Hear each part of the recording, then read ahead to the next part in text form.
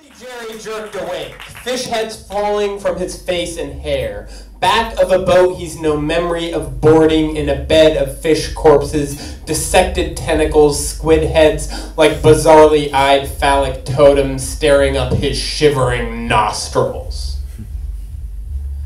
Too sleepy to remember about rubbing your eyes with a fistful of salt. Too late for sea legs. Standing sends him face first into caviar. There in the sky above him lives a crow with no nest, no power lines, no rest, and extremely short life expectancy. This is the part where bats won't go, and eagles, they have better things to do. In their apartment, north of downtown, his girlfriend used to chide him, in morning fresh lipstick, that if he didn't start ironing his shirts, trimming his fingernails, and paying closer attention, it was very possible he would one day wake up on a fishing boat in the North Pacific covered in squid heads with no recollection. She'd always been so painfully specific and kind of bad at not fucking other people, but these things happen. He'd lived through worse. Breaking the algae, breaking the waves, the ship lurched forward like so many intoxicated dogs into their neighbors' yards, like so many zoo-kept elephants contemplating holy war.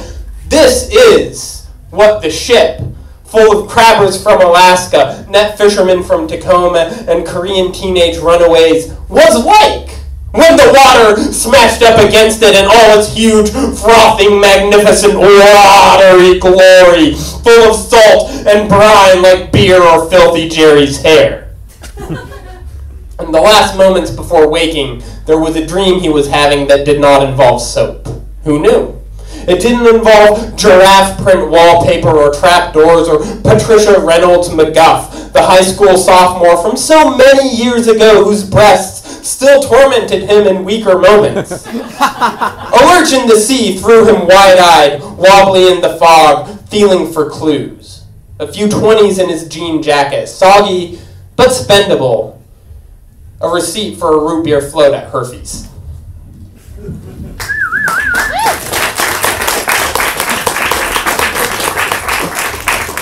There's very little gas left in the car. There are very few cars left in the lot. There are very few lots left in the city. There are only 3 cities in the state, and the state is the only state in the Union. The Union is floating above a burnt-out tire factory, and the rest of the map spots are shadows or foreshadows. Future ghosts of a held identity, half geographic, half arbitrary, and hung fishes and tanned fox hides. The mix of oils, seawater, and fish sweat dripping from skins into mouths and eyes of children who really only wanted ice cream. The boy's father saw foxes on Bainbridge Island once, or perhaps they were just short coyotes, and he was thinking wishfully. This is a passed-on trait. Sometimes the raccoons in the neighbor's garden look like garbage-eating bears and the boy grabs a stick. Sometimes neighbors appear to be new friends and the boy runs toward them, hug ready. The cartoons on the TV, a how-to guide, the boy and his friends had picked their prototypes. The father knew better. Too many cartoons, man, too many cartoons. Too much TV, but... what can you do? He's already learned to swear. And here he is now. Very little gas left in the car. Very few cars left at the pumps. Very little charge left on his card. Such high for such a sour liquid. And the boy, by all accounts, now a grown man, frozen. Escape hinges on getting out of this cruel state. With this girl, by all accounts, now a grown woman, but holding the gas hose, all he can see is himself and the girl exploding huge and pulsing oranges, reds, and yellows. He knows this is what happens at gas stations.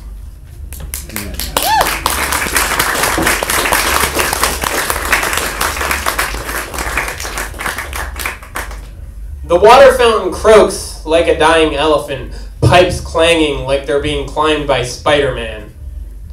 all the character in the molding in the window frames can't contain the prayer circle's glares as Susan tiptoes back to her chair. The lamplight and candles. A man sitting on a pillow in a converted loft that serves as office, event space, and cathedral for New Monastics Community Faith Circle. Downstairs door propped with a brick, a pierced girl waiting with programs and wide, wide eyes. We seek here to be seeker-friendly. In the friendly handshakes, ambivalent language, prevalent offers of food or game watching, seeker-friendly. In the pastor's loose white cowboy shirt, jeans, and Converse, seeker-friendly. In the full slices of Luigi's garlic bread and a good swig of wine for communion, seeker-friendly. Filthy Jerry sat in the back on Sundays, when he sat anywhere at all, in nice pants and a pair of loafers, worn but not holy. No one's gotten that yet, and I just felt like I had to point it out. As the pastor passed it, Filthy Jerry's hands brushed hair out of his face, remembering his grandmother had told him you couldn't look Christ in the eyes with long hair. The trouble at seeker-friendly conversations, besides finding the loft district in South Uptown, is the tremendous burden. Freed from ritual, from politics, from policies, the question, what brings you here today, assumes you know the answer. Can define the it that drives humans in and out of large wood doors, in and out of stained glass rooms, in and out of automatic motion-sensing glass doors, in and out of restored stone halls, in and out of carpeted conference rooms, in and out of bead curtain-festooned incense chambers, in and out of thick metal doors painted an uninviting peeling green, in and out of moonlit clearings, in and out of modest 19th century converted barns, in and out of the last shanty on the edge of the sea, a perpetual virgin to watch and pray as you shake the salt out like Filthy Jerry tried to, even in the seeker-friendly. What are you here for? A warm place to sit, a view of flat rooftops, probably a donut, at least.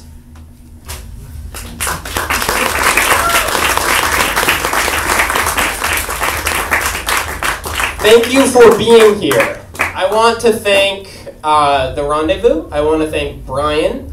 I want to thank Lee for being a champ and stepping in. I want to thank Jason Conger, Joe Shivney, and Paul Nelson. I want to thank Ryan Johnson. And I want to thank Lindsay and Rachel for truly being a great consultation. This next one... Drinking, yeah.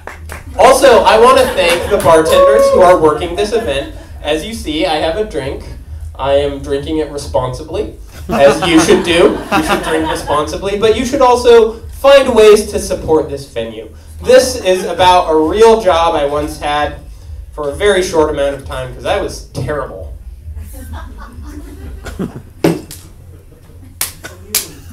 Rival teams of charity workers, I from across Westlake Plaza. They collect for organizations with children and progress and America in the title and know new when they see it. You in a plastic coat, clipboard handed, begging someone, anyone, to shake your hand. If they do, mark it. If they hear the entirety of your sentence, mark it. The entirety of the scripted paragraph, give yourself a point. Work your way up. In 10 years, you could be a large man with sad eyes, staring out of a screen, trying to sell a mug of Stephen Fry's head for $45. It is impossible to have your hand shaking ready, hold a clipboard and an umbrella so you know which you must forego. Your first of the day stops, cautious. They are listening, skeptical but listening. There is flooding in the Green River Valley. Miles of newly orphaned Japanese. House fires daily, everywhere, house fires. That is, aware of how often you are shifting weight, why I am here right now talking to you. They melt into the crowd of coats and elbows. You're lucky to still have your teeth. When a passerby covers your face in spit, company policy says to thank them. The man at the career desk spouts aphorisms. A little hard work never killed anyone. You just have to buckle down and charge ahead. And, well, sounds like playtime is over. None of which are help with your cover letter. The veteran competitors have different rules. They shadow strangers 2 blocks shouting, "Oh, so you are just so fucking important, you're not even gonna talk to me? I'm trying to save the world here, buddy!" One fakes an Irish accent and smells of vomit perpetually. You shower constantly, but there is no way to smell good. If you smiled bigger, you could be a tooth model. With the right shoes, you could be a stripper assassin. With the right cigars, you could be a gangland kingpin. With the right handshake and opening line, you could befriend a magic dragon and gain access to their hoard of gold. The others from your team are shaking hands, saving the world one signature at a time. Now, men in blue coats who smell like whiskey surround you, brandishing clipboards like lengths of pipe. They warned you about many things: hurt feelings, colds, insufficient quotas. When you went with conscience work, you knew there would be those who laughed, who smirked, who shrugged.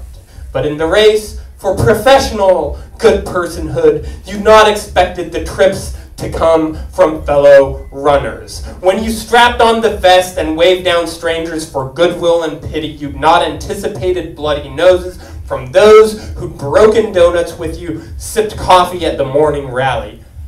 But there's only so much goodwill to go around, laddie! Deposit tables start to spin. Thwap! You! With the sad sack eyes and shuffle! You're giving us all a bad name! Thwap! Think of the team, asshole! Think of the team! You watch the passerbys of Westlake. Blows turn to kicks. As usual, no one stops. Woo!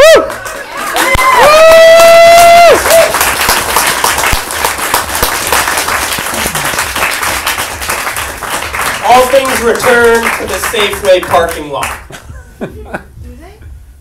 The crawl of injured crows. The burns in the yard, cigarettes strewn, the jackhammer clang, the clipboard girl's ponytail. The 3 cop cars by the north entrance. The maple bar scent wafting. The laughing men throw back their heads. The laughing women hold their stomachs. The sun breaking over the barbecue stand. The sun breaking over the cheap seafood kiosk. The sun breaking over the apartments on the lake. The rain breaking the sun. The crowd gathered by the corner, waiting for a light, or a bus, or a man in a car, or a woman on heels, grows and shrinks. The mothers who panic at the mere existence of this corner and the lazy mornings coming off nights that never ended. The street that curves into the city limits. The hills everyone trying to reclaim. The hoarse bark of Rottweilers behind chain link, roped to stakes in a muddy yard.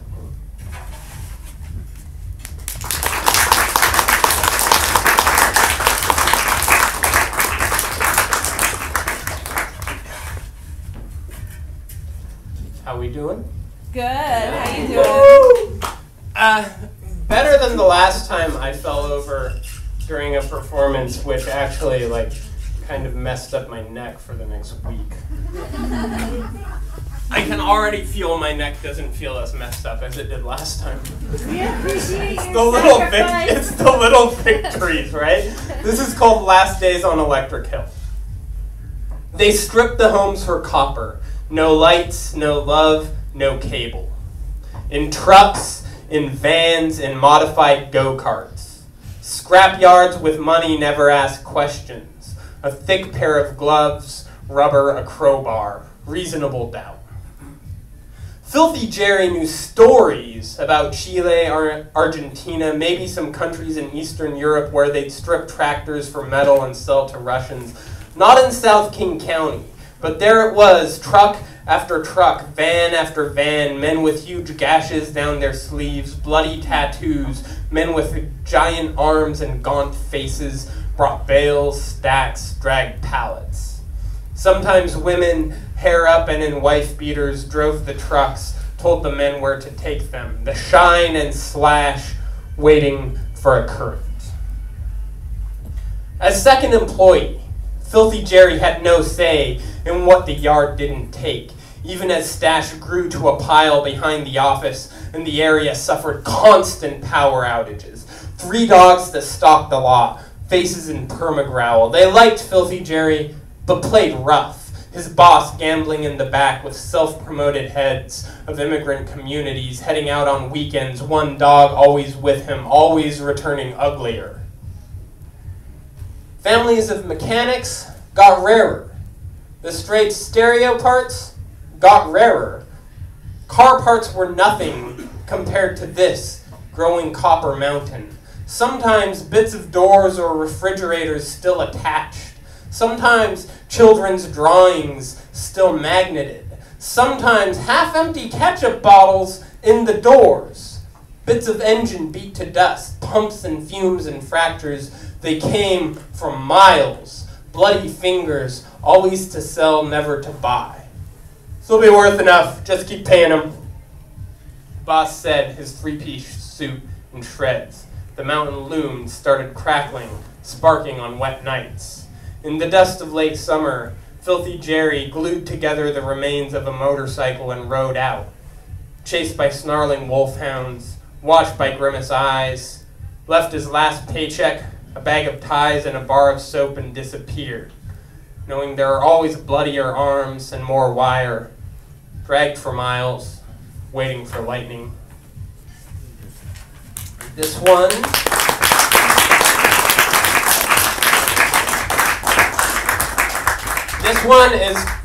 was originally called The Terrifying Truth About Love and Breakfast, but we shortened it to Love and Breakfast. Because who can ever really know these things? Thank you. I also want to say that if you're wondering, like, oh, he's performing and he's wearing a hoodie on stage, you have Ryan Johnson. Isn't it hot with that hoodie on with the stage So lights? Ryan Johnson recently did this to my shirt with his car keys. That's for the Red Album, motherfucker. You have your revenge. 271 miles to Spokane, Washington from Seattle. Filthy Jerry didn't mind the distance, seat springs, or the way the sun curled its flaming fingers around his ears and face halfway there, and started talking sinister in a huge encompassing whisper. What he minded was the unsanitary methods of the lone diner he stopped in at Quincy, Washington, whose primary export is despair. As the sun spread his dirty fire over cement and scrub brush alike, it wasn't inside under draining halogen the eggs were cooked.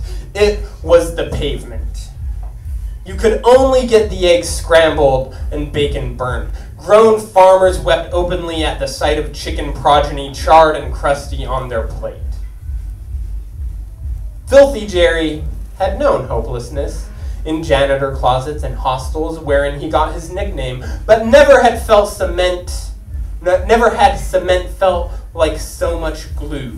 Had the existence of sky seemed to mock everyone. The horizon means nothing. with its ubiquity. His love was waiting somewhere inland, at a diner with stoves and fans and people who wouldn't dream of shedding tears. She would either propose to him right there, or he'd find her with a man who'd never been to Quincy. I have 2 more poems. And then I believe, as Brian said, we can pretend we don't work tomorrow. I actually don't, so it's all gravy for me. If I can find this poem within the book. Yes, and I believe there are still some books for sale. The poster is awesome. John Horn. If you have an event, pay him money to make your poster because he's awesome. This I wrote off a prompt, and the prompt was Houdini.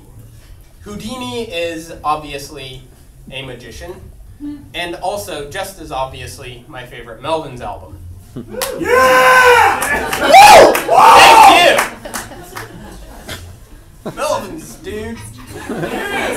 All things pounding and peeling. When skeeter eaters overtake your puddle, and algae sticks to your legs, the surly, droning pound of hooch will be the drain that sucks you out of the room.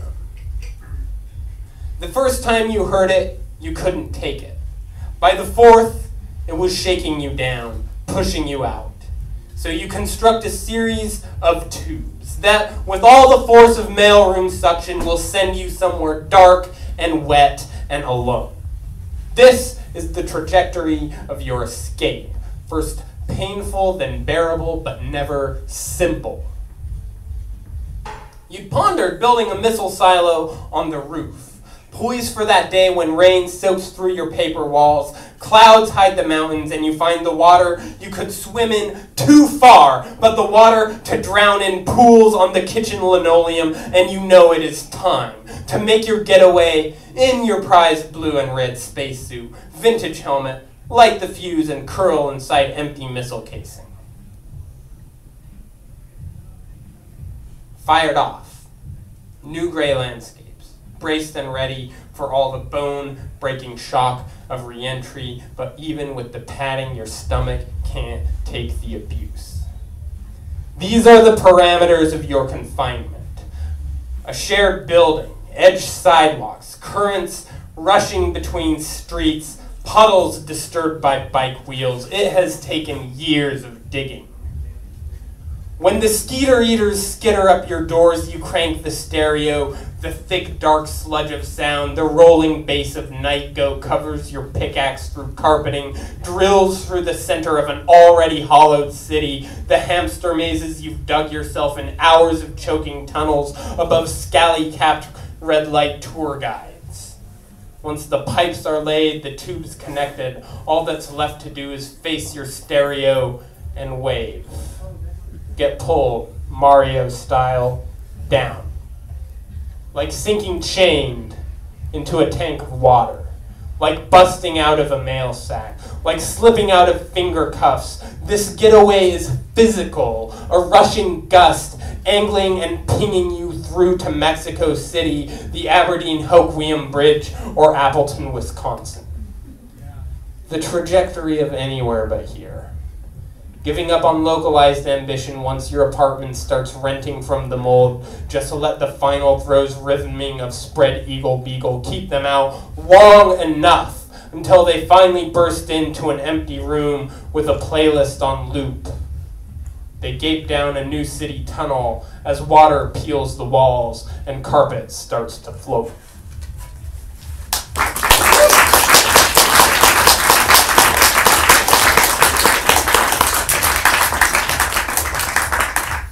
Okay, you guys have all been excellent sports. Thank you so much. I want to encourage you, if you can, continue supporting all the great writers in Seattle. There are 32 of them. So that means if you're trying to make all their events in a year, you will have some busy months. Anyway, this last one's called Filthy Jerry Gets Paid. Ooh, does he? You'll see. Filthy Jerry gets paid in store credit. In a bed at the end of the hall, in tartar sauce, nets, hooks, and whatever he can catch. Filthy Jerry takes the jobs that come, or sometimes they take him unexpected as he rides the bus, staring half awake, pleasantly rubbery at ads for new university studies. Call this number for a study of male sexuality in singles between 18 to 45. Stipends available. Filthy Jerry gets paid in Breathman soap and Febreze in experience. Valuable experience. References and resumes he can't turn in with dirty hands. Although, he washes more than you'd know. But once a nickname sticks, I mean, come on, just ask Impotent George. He's been running train on the Bethany Presbyterian Choir since 2006. Filthy Jerry gets paid in oily denim, press collars. I'm glad you like that as much as me, Evan. Filthy Jerry gets paid in oily denim, press collars, and dusted air filters and scrap metal that could turn into money if he does all the hauling. Gets paid in long-form infomercials from the 1990s. Gets paid in stacks of rubber-banded Lincolns. In envelopes that inevitably come up thin. In the waiting room for food stamps, Filthy Jerry has learned his role is to sit. He knows the perfect way to sigh disgusted, blow a thin stream of cheese air past upper lip hairs. Is never surprised to come back another day. In line to cash in after a game, expects a storm of crows to peck away his winnings before they matter. Taxes, death, outsourcing, neighborhood watch. Sea legs, rust cuts, blackouts, neighborhood cops. He hooks his rope, flies wide, rappels back into corners, couches, Coinstar machines, printing the net total of realistic hopes. Into arms, dinners that are glad to see him, the French Quarter, Skid Row, the PowerPoint presentation, the photo shoot, the steady gig, and wearying questions. The house he had and lost, and had and lost, and had and sold. 10 frogs in the pond outside the new housing development. He has learned the numbers exactly. It is 10. Next year it will be 5. Filthy Jerry gets paid in back issues of Architectural Digest, read on trams, trains, buses, the backs of lurching pickups. Filthy Jerry, ha! Ha ha ha ha ha! Punched over, strumbling Filthy Jerry. What the? In thin halls with blood on the wall, metal offices covered in grease, the lobbies of porno theaters where he waits bored while his friends stroke themselves in booze. Filthy Jerry wakes up on the way.